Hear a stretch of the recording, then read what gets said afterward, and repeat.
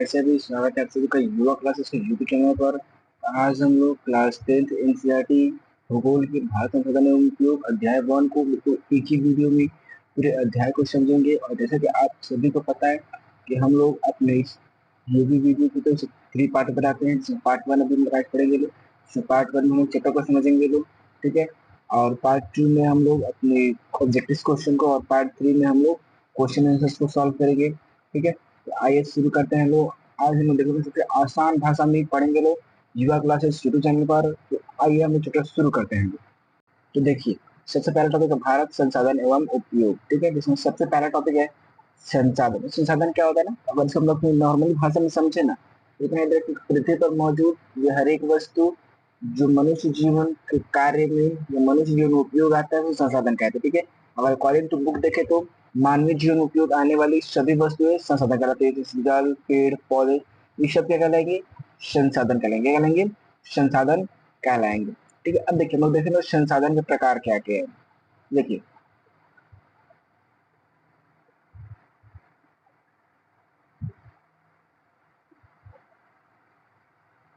देखिए जो संसाधन है ना, संसाधन को दो भाग में बांटा गया है। कितना भाग में? दो। एक प्राकृतिक संसाधन और दूसरा मानवीय संसाधन, ठीक है। और प्राकृतिक संसाधन को देख लेते हैं लोग। प्राकृतिक संसाधन को दो भाग में बांटा गया है, नवीकरणीय संसाधन और अनवीकरणीय संसाधन, ठीक है। देखिए नवीकरणीय संसाधन को दो भागों में सतत और जीव। सतत विकास वे विकास होते हैं ना जो प्राकृतिक रूप से मौजूद है और उनकी प्राप्ति पुनः तुरंत तुरंत की जा सकती है, जैसे हवा, पानी, सूर्य उदय से तुरंत प्राप्त कर सकते हैं यूज करने के बाद, ठीक है। दूसरा है जीव। तो जीव क्या है?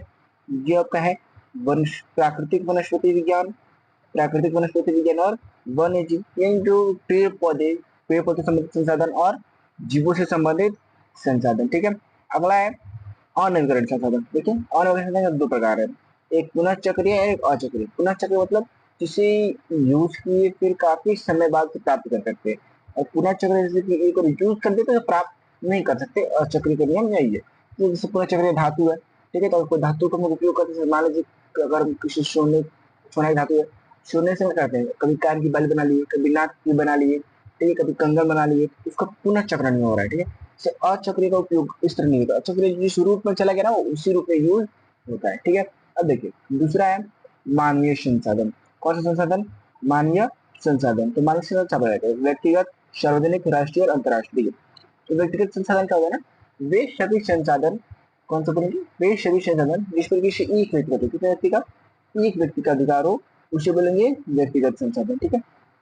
देखिए दूसरा है सार्वजनिक संसाधन। तो ये क्या है? स्वामी सार्वजनिक संसाधन तो स्वामित्व के आधार पर।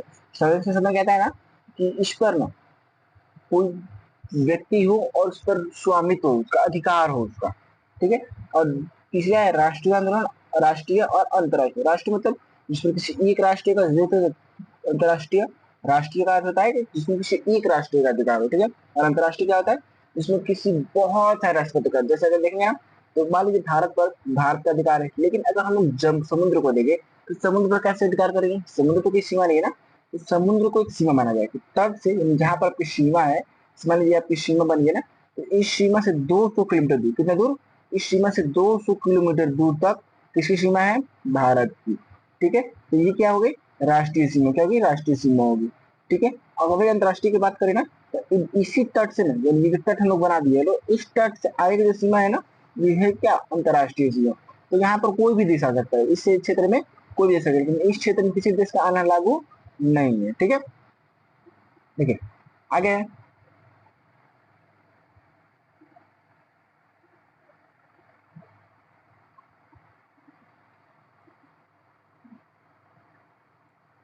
अब देखते हैं हम लोग संसाधन नियोजन, ठीक है।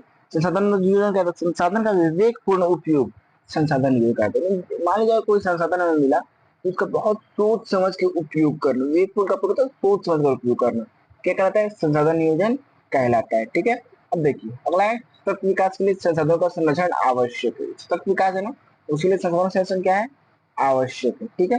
इसे देखिए बता रहे हैं सतत विकास क्या होता है ना, सतत विकास भविष्य की पीढ़ी को ध्यान में रखकर वर्तमान में संसाधनों का उपयोग करना सतत विकास होगा। यानी कि हमारे जो आने वाले फ्यूचर है, जो आने वाले छोटे छोटे बच्चे हैं, ठीक है, जो आने वाले गोलू मोलू है, इन सभी गोलू मोलू के लिए हम लोग सोचे क्या करें? पेड़ लगाए, पर्यावरण को सही पर्यावरण सही रखे, समुद्र को सही रखे, पेड़ लगाए, ठीक है, लोगों को बचाने का प्रयास करे, पेड़ पौधों को पौधे मतलब लगाकर पर्यावरण को बचाया जाए, ठीक है, घरों को लिमिट बनाया जाए, जमीन को रखा जाए खेती करने के लिए, एक पेड़ लगाए और एक जिंदगी बचाए, ठीक है।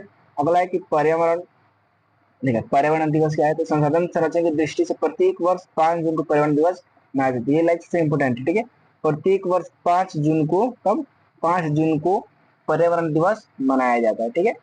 आगे देखते हैं हम लोग, अगला है नवीकरणीय संसाधन। क्या, नवीकरणीय संसाधन, ठीक है। तो नवीकरणीय संसाधन का अर्थ क्या होता है, वैसे संसाधन जिन्हें पुनः प्राप्त किया जा सकता है, जैसे सौर ऊर्जा, पवन, जल, विद्युत इत्यादि। जैसे मान लीजिए पानी है ना, तो हम सब एक लीटर पानी निकाल भी लेना, वापस से क्या होगा, पानी प्राप्त होगा, ठीक है। मान लीजिए मैं इस एरिया का पानी यहाँ से मैं निकाल लेता हूँ, ठीक है, फिर मैं यहाँ फिर यहाँ पानी भर जाएगा ना, फिर यहाँ पानी क्या होगा, भर जाएगा।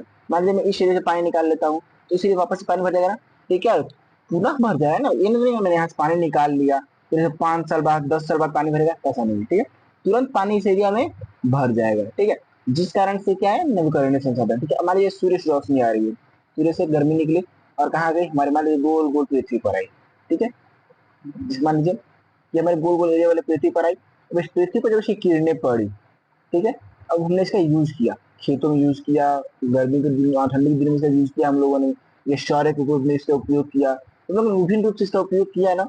अब इन यूजेस के बावजूद वैसा तो नहीं है ना कि इसकी रोशनी कम हो गई, इसकी रोशनी तो वैसे की वैसी है ना, क्योंकि वो वही रोशनी प्राप्त कर रहा है, उसमें कोई रोशनी कोई कटौती नहीं कर रहा है, तो क्या कहलाता है, नवीकरणीय संसाधन कहलाता है, ठीक है। इसका यूज किया जाए और उसको पुनः प्राप्त कर सकते हैं, नवीकरणीय संसाधन कहलाएगा, ठीक है। अब देखिए नेक्स्ट है अनवीकरणीय संसाधन। क्या है, अनवीकरणीय संसाधन, ठीक है। अनवीकरण से एक बार समाप्त होने के बाद इसे पुनः प्राप्त करना संभव नहीं होता है, जैसे कोयला, पेट्रोलियम इत्यादि, ठीक है। देखिए इसका क्या हो गया ना कि कोयला है ना, ये कोयला आप लोग दिख रहा है, इस कोयले की खासियत, अगर कोयला को जल जाता है ना, कोयले को जब खोल कर निकाल लो जल जाता है, फिर क्या कोयला दोबारा प्राप्त होता है, नहीं होता है ना, दोबारा प्राप्त नहीं होता है, ठीक है।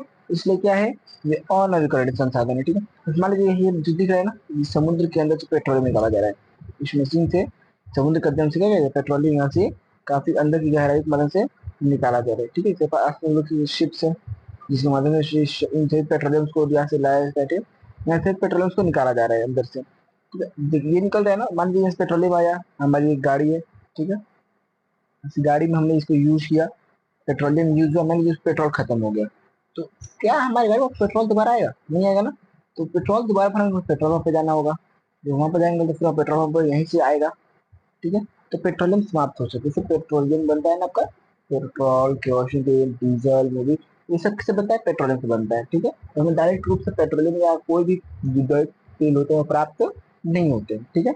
नेक्स्ट देखते हैं, नेक्स्ट विकास के आधार पर संसाधन। क्या, विकास के आधार पर संसाधन, विकास के आधार पर संसाधन क्या करेंगे, पहला है संभाव्य संसाधन। क्या है, संभाव्य संभाव्य संसाधन, तो भविष्य में उपयोग आने वाले संसाधन, संसाधन में कुछ ऐसे भी संसाधन होते हैं ना जिनके तो वर्तमान में तो नहीं हो रहा है, लेकिन संभावना रहती है कि आगे होंगे। इस बार मैं एक संभावना कर रहा हूँ कि अभी आप सक्सेस नहीं हो, लेकिन आने वाले सालों में आप सक्सेस होंगे, तो क्या है, संभावना निकल के जो होते हैं संभाव्य संसाधन होता है, संभाव्य संसाधन होते हैं, ठीक है। अगला है विकसित संसाधन, यानी उपलब्ध तकनीक का उपयोग करने लायक संसाधन, जो तकनीक हमारे पास अभी मौजूद है ना, जो तकनीक अभी मौजूद है उस तकनीक का उपयोग करना क्या कहलाता है, हम लोग को तकनीक उपयोग में लायक संसाधन, विकसित संसाधन कहलाता है, ठीक है। अब तीसरा है भंडार संसाधन। भंडार संसाधन क्या है, भंडारा का कैसे, भंडार से होता है भंडारा, वो तो बटाता जाकर लेना रहता है, तो भंडार का संसाधन उपयुक्त तकनीक के अभाव से वर्तमान उपयोग नहीं है। मान लीजिए कोई वस्तु है यहाँ पर, पता है कि यहाँ पर हो सकती है, लेकिन इसको निकाले कैसे ये पता नहीं हमको, इसको प्राप्त करने के लिए हमारे पास तकनीक नहीं है, तो इसे क्या बोलेंगे, भंडार संसाधन, ठीक है। अगला है संचित कोष। क्या बोलेंगे, संचित कोष। देखिए संचित कोष क्या है, भंडार संसाधन का रूप ही क्या बताया, संचित कोष कहलाता है। तो भंडार के समय में जो भंडारण किया गया है, जो भंडार है, इसका जो दूसरा रूप बदला जाता है ना, वो कौन सा कहलाता है, संचित कोष कहलाता है, ठीक है बच्चों। तो मिलते हैं अगले वीडियो में, जिसमें हम लोग इसका मोस्ट इंपोर्टेंट ऑब्जेक्टिव क्वेश्चन को सॉल्व करेंगे। आप सभी हमसे जोड़िए और अपने दोस्तों को भी हमसे जोड़िए, और उन सभी को बिहार बोर्ड 2026 की तैयारी करने का मौका जरूर दीजिए।